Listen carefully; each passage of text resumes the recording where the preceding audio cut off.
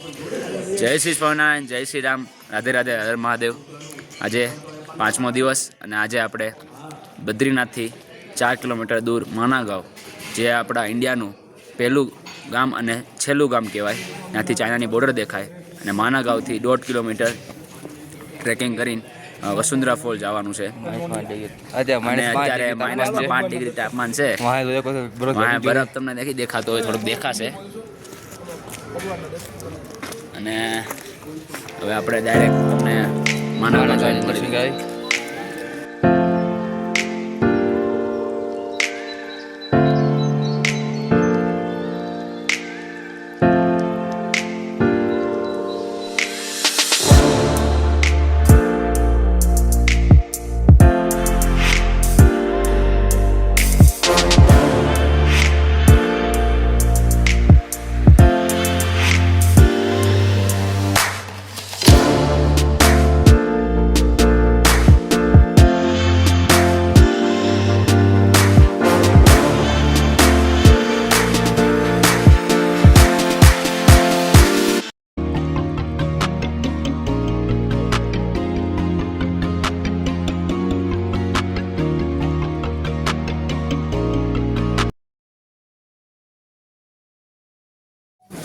તો અમે અત્યારે માના ગાંવ આવી ગયા છીએ, ઉપર જાય છે।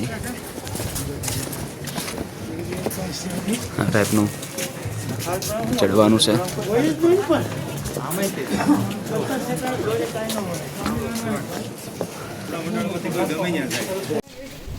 જય સ્વામિનારાયણ, જય સ્વામિનારાયણ, જય સ્વામિનારાયણ, જય સ્વામિનારાયણ, જય સ્વામિનારાયણ।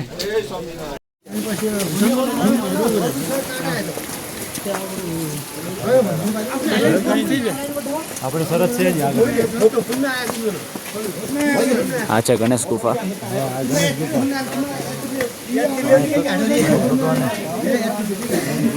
અહીંયા ગણેશજીએ મહાભારત લખ્યું હતું, એ ગુફા છે।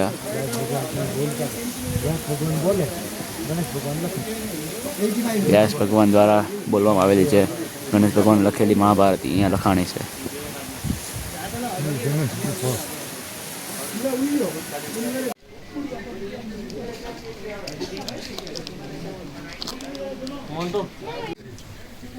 આ માના ગામમાં આવેલી ગણેશ ગુફા છે।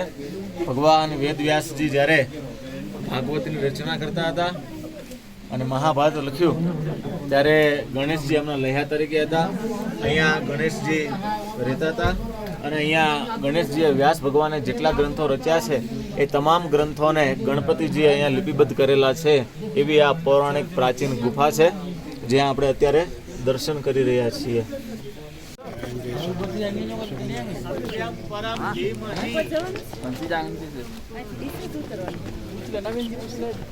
ભગવાન વેદવ્યાસે શાસ્ત્ર રચના કરી, એમાં સૌથી પહેલો શ્લોક સત્યમ પરમ ધીમહિ, અને શાસ્ત્ર રચના પૂર્ણ કરી એનો અંતિમ શ્લોક પણ સત્યમ પરમ ધીમહિ।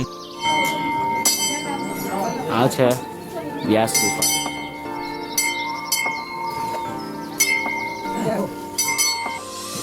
તો અત્યારે અમે ભીમ પુલ જઈએ છીએ, વેદવ્યાસ ગુફા અને ગણેશ ગુફા એ જગ્યાએ જઈ આવ્યા।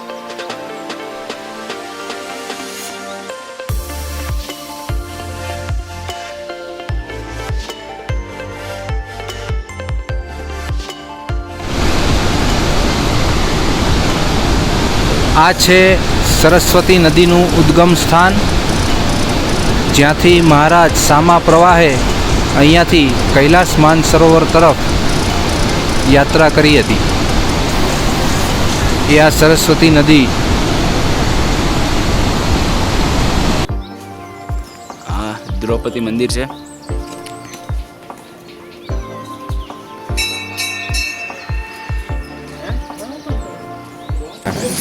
પાંડવો બધા જ્યારે મહાભારતનું યુદ્ધ પત્યું પછી સ્વર્ગની સીડી ચડવા નીકળ્યા હતા। અહીંયાથી મતલબ કે અહીંયા નથી પણ એ તો ઉપર આવે ને આપણે જાય નો એકવી એના સ્ટેચ્યુ છે। પહેલાં એને આગળ કૂતરું હતું, પ્રાણી હતું, પછી એની ધર્મરાજા હતા યુધિષ્ઠિર, એની પછી ભીમ હતા, એની પછી અર્જુન, એની પછી નકુલ, એની પછી દ્રૌપદી અને એની પછી સહદેવ. એટલે છેલ્લે સહદેવ હતા ને એવી રીતના હતું. અને એ લોકો સ્વર્ગની સીડી ચડવામાં લોકો અહીંથી ચાલ્યા હતા અને આપણે આ સરસ્વતી નદી જે ત્યાં ધોધમાર જઈ રહી છે.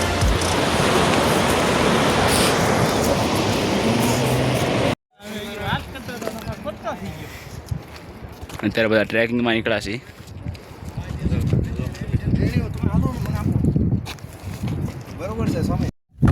તો અત્યારે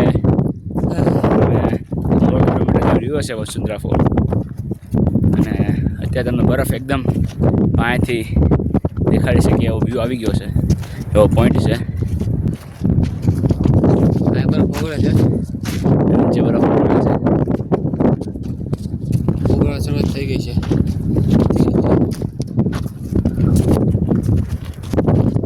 એટલે હજી એક વાત કહું છું, ઉપર આવો કપૂર લાવવાનું ભૂલતા નહીં અને પાણીને ઉપર નીચેથી નથી લાવજો. બચ્ચાની બોટલો બચ્ચાની ઉપર બહુ મોંઘું થઈ જાય કે ઉપર લાવવાનો ચાર્જ લાગતો હોય મહેનતથી ઉપર લાવે એટલે આવો ત્યારે પાણી લાવવાનું ભૂલતા નહીં. બાકી કેમ છે? હા મેગી મળે સાહેબ. કેમ છે અત્યારે સારું છે, હવે ઉતરી ત્યાં ખબર પડે કેમ થાય છે આપણું. અત્યારે ચડી ગયા છે અડધે કિલોમીટર બાકી છે, 6-7 કિલોમીટર ચડ્યા આપણે એકલા. 10 આજુબાજુ થઈ ગયું હશે. 10 તો થઈ જ ગયા છે તો મારે કુદરતના ફળ રમતા રમતા ચડવી છે. હા મેં નીચેથી આવ્યા હતા અત્યારે અહીંયા છીએ. હવે વસુંધરા ફોલ જઈને મળીએ. તો ચાલો 2 મિનિટમાં પહોંચી જશું એવું લાગે છે. હવે અમને પણ પહોંચશું નહીં.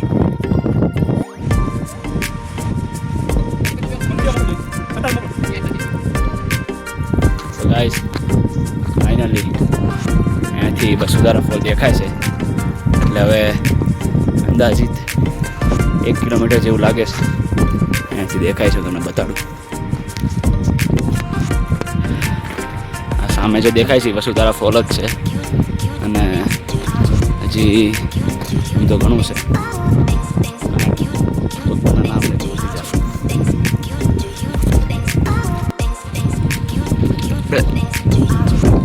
બહુ નજીક છે. એક્સાઇટમેન્ટ તો થાય જ છે વધારે ત્યાં જવાની. એટલું બધું ટ્રાવેલ કરીને આવ્યા છીએ, ટ્રેકિંગ કરીને. હવે સ્પીડ આવે છે જલ્દી જવાની.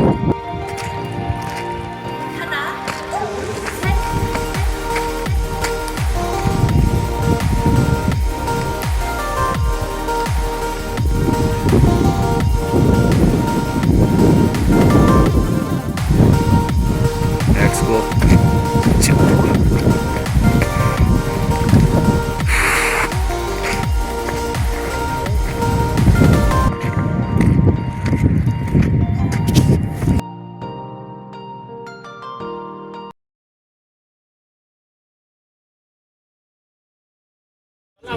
તો ફાઇનલી આપણે 5 કલાક 6 કલાકનો સફર પૂરો કરી ફ્લોરથી નીચે ઉતરી ગયા છીએ. હમણાં થોડીક વાર પછી આપણે ઉતારી દઈશું. ત્યાં અત્યારે -માં ડિગ્રી તાપમાન છે. ઉપર તો -1-2 હતું. હવે મંદિરે ખબર પડે નહીં કેટલું છે. મંદિરે મળી. તો અત્યારે અમે બદ્રીનાથ સ્વામિનારાયણ મંદિરમાં જમવાનું મેનુ અત્યારે સારું હતું. ફાડા લાપસી, લાડવા, પછી શીરો, દૂધી દાળનું શાક, રોટલી, દાળ ભાત, ભજીયા અને છાશ. તો હવે અત્યારે અમે થોડીક વસ્તુ લેવા જઈએ છીએ, ખરીદી કરવા, શોપિંગ કરવા. વિજયંત્રી માળા છે અને બદ્રીનાથ મંદિર જઈએ છીએ. અને પાછું અહીંયા આવીને તમને સાંજે પાછા દર્શન ખુલ્લા હશે સ્વામિનારાયણ મંદિરના, તેના દર્શન કરાવશું.